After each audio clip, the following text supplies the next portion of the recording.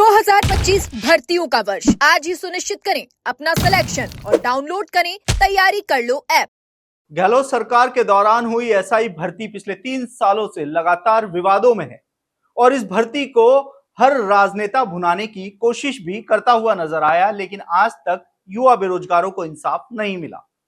आपको बता दें कि साल 2021 में इस भर्ती परीक्षा का आयोजन हुआ था और उसके बाद से ही लगातार इस भर्ती के पेपर लीक और डमी अभ्यर्थियों का मामला लगातार तूल पकड़ता हुआ नजर आया, लेकिन गहलोत सरकार के दौरान इस भर्ती पर चुप्पी साधी रही।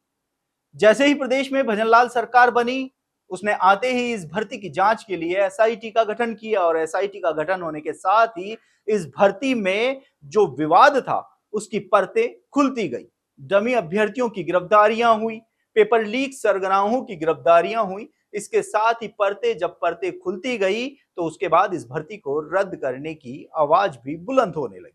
किरोड़ी लाल मीणा एक ऐसे कद्दावर नेता जिसने इस भर्ती को लेकर शुरू से ही अपनी आवाज को बुलंद किया और आज भी वह इस भर्ती को रद्द करने की मांग को लेकर अपनी आवाज उठाते हुए नजर आ जाते हैं। तो वहीं आरएलपी सुप्रीमो हनुमान बेनीवाल भी समय समय पर एसआई भर्ती को लेकर न सिर्फ गहलोत सरकार, इसके साथ ही भजनलाल सरकार के दौरान हुई कार्रवाइयों पर भी कई सवाल या निशान खड़े करे, लेकिन अब हनुमान बेनीवाल सड़कों पर उतर चुके हैं। आपको बता दें कि एसआई भर्ती के साथ ही पशु परिचर भर्ती में हुए नॉर्मलाइजेशन, इसके साथ ही साल 2022 में हुई रीट लेवल 1 की भर्ती परीक्षा, फायरमैन, पीटीआई भर्ती परीक्षा सहित गहलोत सरकार की तमाम भर्तियों की जांच की मांग को लेकर जयपुर के शहीद स्मारक पर एक धरना प्रदर्शन भी किया गया। अब इस धरना प्रदर्शन को किस हिसाब से देखते हैं? आपको बता दें कि इस धरने में पूरे राजस्थान भर से युवाओं को बुलाने की आवाज को बुलंद किया गया, लेकिन इस धरने में पहुंचे महज गिने चुने युवा,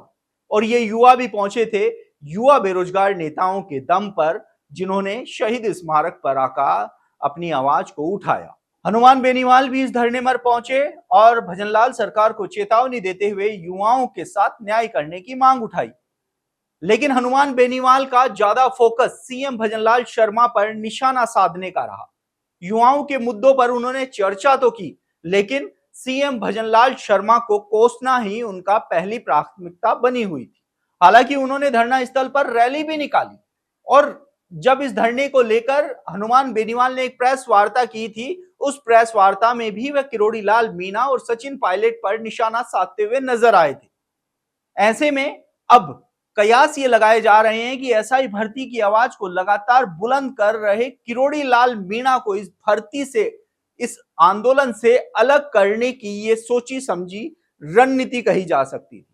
वो बेरोजगार नेता जो अब तक किरोड़ी लाल मीणा के साथ कंधे से कंधा मिलाकर चल रहे थे, उन्होंने अचानक ही हनुमान बेनीवाल का दामन थाम लिया है और अब हनुमान बेनीवाल के जरिए वह एसआई भर्ती को रद्द करवाने की मांग को सरकार तक पहुंचाने की कोशिश कर रहे हैं, साथ ही आवाज उठा रहे हैं कि जल्द से जल्द इस भर्ती को रद्द किया जाए।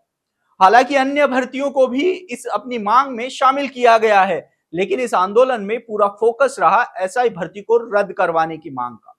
ऐसे में अब किरोड़ी लाल मीणा जो इस भर्ती को रद्द करवाने की मांग को लेकर पिछले 3 सालों से लगातार सड़क से लेकर हर अपने स्तर पर उन्होंने संघर्ष किया है, तो कहीं ना कहीं किरोड़ी लाल मीणा से इस संघर्ष को छीनकर अपनी झोली में डालने का ये एक प्रयास नजर आ रहा है। ऐसे में अब देखना होगा कि आने वाले समय में जहां 2 मई को एसआई भर्ती पर सुनवाई होनी है और इस सुनवाई से पहले हनुमान बेनीवाल ने इस भर्ती को लेकर सरकार के खिलाफ मोर्चा खोल दिया है, तो ऐसे में अब आने वाले समय में एसआई भर्ती को लेकर किरोड़ी लाल मीणा की क्या भूमिका रहेगी, ये भी देखने वाली बात रहेगी। आप देखते रहिए एजुकेशन नगरी, मैं हूं ललित वर्मा।